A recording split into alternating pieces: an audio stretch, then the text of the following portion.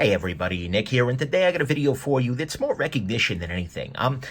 Because, well, honestly, dealing with criticism is really hard. Like, I get that. Anywhere in life, whether you're at work, you're at home, as an artist, a creative person, a writer, somebody putting something out there into the world, it is really difficult to have something you love, something you brought to life, basically put on display, and then picked at by a picky customer, a reviewer, a hater, a critic, or just a random jackass. Even when the criticism is fair, honest, and meant to be constructive, it's not necessarily easy to listen to. Even knowing that this is an opinion, all reviews are subjective opinion, it's really hard to hear those things sometimes. And look, I get that 100%. And one of the things that a maker can do to earn my respect fastest is to take that criticism well, whether it's coming from me, from other reviewers, or from the community in general. Somebody who is able to be classy, somebody who is able to be kind, understanding, and, fair, interacting well, even in situations where there's a criticality going on.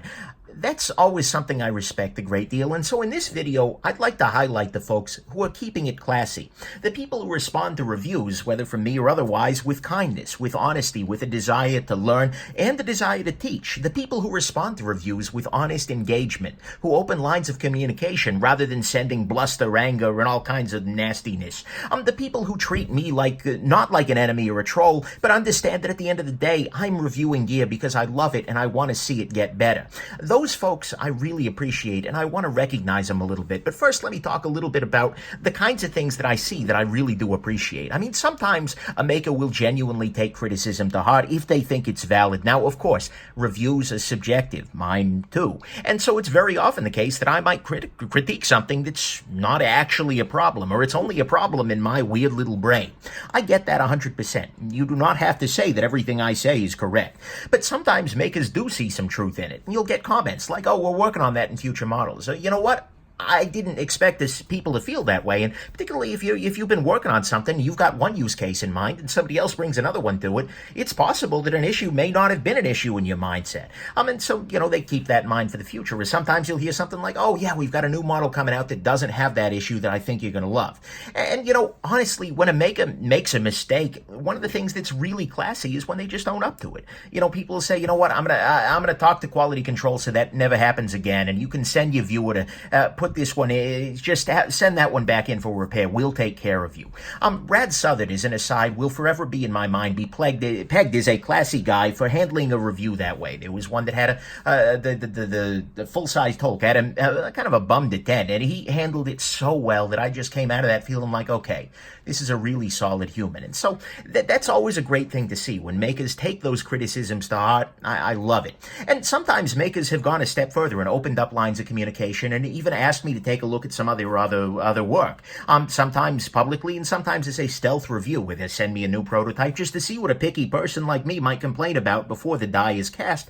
Well, they can still make some changes. But regardless, one of the things I love seeing is when a maker is willing to listen to the community. Not necessarily just me. If I'm the only person complaining about something, it's probably not really an issue. But if they're willing to hear the community, that's great. But the thing is, sometimes, like I said, my criticisms can be very wrong sometimes, and often that can come from a lack of knowledge, and makers can treat it as a teachable moment. My very favorite kind of comment or post or email from a maker is along the lines of, "Hey Nick, you said this, you objected on these grounds, but I think you might not have this piece of information that explains why it has to be that way." And then they go on to explain something about their process, their thinking, their mindset that I didn't get. Maybe it was just a decision, something that they had in mind that I didn't. So for instance, the Hoback MK Ultra, I actually caught this one before the review, but it had those weird texturing on the back of it. I messaged Jake Hoback. I said, hey, what the heck's with the stuff on the back? He said, "Oh, that's for reverse grip." Now, never in a million years would I have thought about doing that knife in reverse grip. Okay, but when he said that, I was like, oh, okay, now I understand this. Or maybe there's some fact of production or engineering that means that something that I was critiquing really had to be that way. Or maybe it's just the fact that the vast majority of their customers prefer something like that. Dave from ProTech Knives, because I've always complained about the chalky black aluminum texture from ProTech. When I went to do the shop visit, the second sentence out of his mouth is, "This is where we keep all the chalky black." freaking aluminum. And it's like, nice. And then he went on to explain that, even though I may not love it, that's their most common seller. So yeah, that's the thing. Like, okay, you know what? That's good information. If the majority of people prefer something, that's useful to know. But nevertheless, I may not like, as a result of you teaching me something, I may not still like that the decision was made, but it can make me understand it. It can make me think, you know what? Okay, I don't care for this, but it had to be this way. So, hey, that's life. That's kind of a thing. And often that can be the difference between something being bad and ugly. That's a major change. And actually, Sal Glesser from Spyderco is a master of this. He will wade into forum threads where I'm just like, I am not going anywhere near there, and I don't even freaking work for him. But he will wade into trolley waters and explain the reasoning behind an unpopular decision or choice. And the thing is, even if he doesn't convince everybody, people that finish the thread often, end it knowing a lot more about knife making or that particular process than they would have otherwise. But other makers have done this too, whether directly to me in private, whether in the YouTube comments, in their own videos or publications, whatever. That's always great to see. And if I get something wrong, I may just be an idiot, but there's a chance that because it's something that a lot of folks don't get. And so educating this one idiot might educate a whole bunch of us. And, that's a beautiful thing. We all benefit from it. And by the way, makers, if I ever get something just like wrong in a review, let me know. Not like subjective opinions, like, no, you should like this knife, but like a bad fact, I will do my best to make it right. I mean, maybe I'll add a pin comment, maybe edit that chunk out, maybe some other... Look, I never want to mislead people on objective facts. If I get something bad wrong, and it wasn't just like a slip of the tongue or something, and even then, sometimes I'll fix it. But please do let me know, kindly, ideally, but yeah, that's always a thing. Look, one of the things I also appreciate is when makers are very interested in getting both the good, the great, the bad, and the ugly. They want the honesty. That's not a universal sentiment. Every time somebody offers to send me something, I send out a little email sort of thing. It's on my website, the website, nickshabazz.com. But basically it says something along the lines of, this is great. I'd love to check your thing out. But at the same time, I'm going to talk about the good, the great, the bad, the ugly. Maybe a gem. It might be a junk. And, I may recommend it. I may not at all. So if you want an honest review, come to me. Otherwise, let's skip it. And a lot of folks actually drop out at that stage. I just never hear from them again after I send that. Or they just say something like, you know what, I think we're going to take a different direction. And you know what? I get that. I appreciate them not wasting my time. If they want an ad instead of a review, we're not on the same page, and honestly, I don't want to work with them, because that means I'm going to be lumped in with all the other people who are giving ads, not reviews, and that's... It's not great. But a lot of makers actually appreciate that honesty, or at least tell me they do. Folks have said things like, oh, we'll take our lumps where we deserve them. Just be honest. Or how am I going to improve if I'm not looking at feedback from the community? And of course, I am just one voice, but it is a good idea to listen to the voices. Some folks have said along the lines of, the fact that you review honestly makes your good reviews actually mean something. And I like that perspective a lot. I mean, it certainly benefits me to like it, but at the same time, there's a truth there. If you have somebody who never says anything negative about a knife, and then they say something positive about a knife, that doesn't quite mean so much. A knife that I like is, at least from my personal subjective opinions, that means a little bit more than if I liked everything. So that's important. But the other thing is that some people understand that even if I'm saying negative things, I'm also raising the profile of the brand. Any review is putting 58,000 new eyeballs on their newest product at the moment. And that's, well, actually, technically twice that if I'm counting by eyeballs. Anyways, I digress. But the thing is that is a lot of exposure, and that's kind of the funny thing about makers who get really angry about my highlighting negatives. I will occasionally get furious emails from makers. This is very rare, actually, but who are angry because I pointed out some negative issues in a largely positive review. And so it's like, okay, I complained about a few things in a largely positive review, getting a largely positive review out to 58,000 people, and you're angry that the review happened? I mean, that to me, that's like getting angry that somebody handed you $90 because you think they could have given you the full 100. I mean, at that point, it's just like, okay, well, I've learned something today. Thank you very much. Have fun. And I kind of wash my hands of them. I'm done with that. I don't need that kind of thing. And that's frankly, it doesn't make much sense to me. But anyways, that's neither here nor there.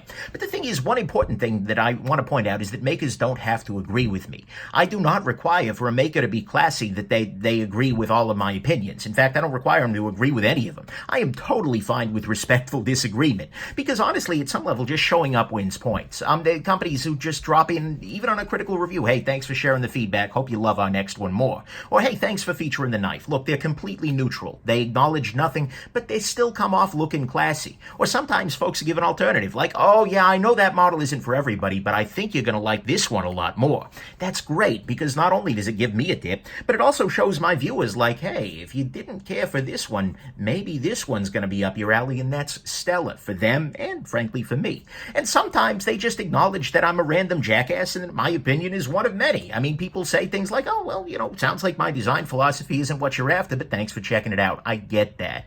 And frankly, I get that not everyone wants to do this, but the makers who do come off as just classy as heck. It shows real character when a maker is willing to disagree and stick to their guns while still engaging kindly with the community, still engaging kindly with me. I appreciate that very much, and that's really great. And frankly, I on the complete other end of it, I have a lot of respect for the people who just don't give a crap what I have to say, but aren't dicks about it. I mean, I've seen makers say things along the lines of, you know what, I really don't get the whole YouTube thing. I don't pay any attention to it.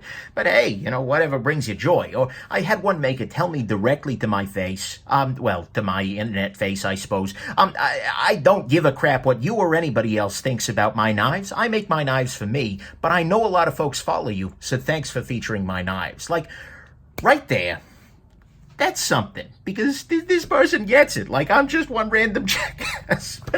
And so I can respect that. And that person has continued to be helpful and kind, so they're not just like being a dick about it. It was entertaining. It's like, that's another healthy perspective. But look, sometimes it's not how makers interact with me, it's how they interact with the community. Because you'll see makers who are out there regularly on social media and forums interacting kindly, answering questions, commenting, just generally being awesome. And what's even more admirable is when a maker is willing to be kind and patient and engage even with the haters, even with the trolls, even with people who've made up their mind, or fanboys maybe of another brand or another model and just won't have any of it. It might be the owner, it might be a PR person who's paid to do this for a living, a social media manager, but the fact remains that the brand is out there and representing the company well, and I think that does make a difference. Even if the trolls don't acknowledge it, I think the adults in the room see those brands interacting in that way and trying to work with the community and trying to keep in mind that their fans are how they grow, and there's a lot of respect for that. And they come off looking way better than the makers who are out there antagonizing right back or outright bullying people in the community. Frankly, when I see that happening, that's so ugly, and that's a big reason I've left some brands behind. But most of all, honestly, I appreciate the folks who understand that for most people, myself included, the reviews and feedback come not because we hate your brand or want your brand to fail, but because we love it and we want to see it get even better. I don't really hate many makers, but the ones I do, you don't hear me talking about. I don't want to give them the free advertising that comes even with a negative review. And if I think that you're incapable or unwilling to make good products, honestly, I just ignore you. And if you really anger me, you're just going to disappear from my radar, your company never to be seen again. But it may not seem that way on the surface, but the makers that I lean on hardest, folks like Seiko or Benchmade or We Knives, get that treatment because I see them as great companies who have a few annoying issues which prevent me from recommending them up, down, and sideways. If I don't care about your company, if I think you're just going to fail, or if I want you to fail, the way I'm going to do that is just not by talking about it. I'm not going to say a damn thing. But if I'm trying to help you improve, if I'm trying to give this criticism in a fair and honest way, that's my way of helping. You may not think it's helping so much, but whatever it is, that's my approach. I want them to succeed, and in my subjective opinion, there's a way forward, and I want to highlight that. And so I really appreciate the makers who get that my reviews come not from hate, not from a desire to hurt the company, but from love and a desire to help the company, as well as my viewers who are understanding that. And so basically, I want to thank the classy folks, the folks I've had these pleasant interactions with in the past, who I've seen being great to people in the community.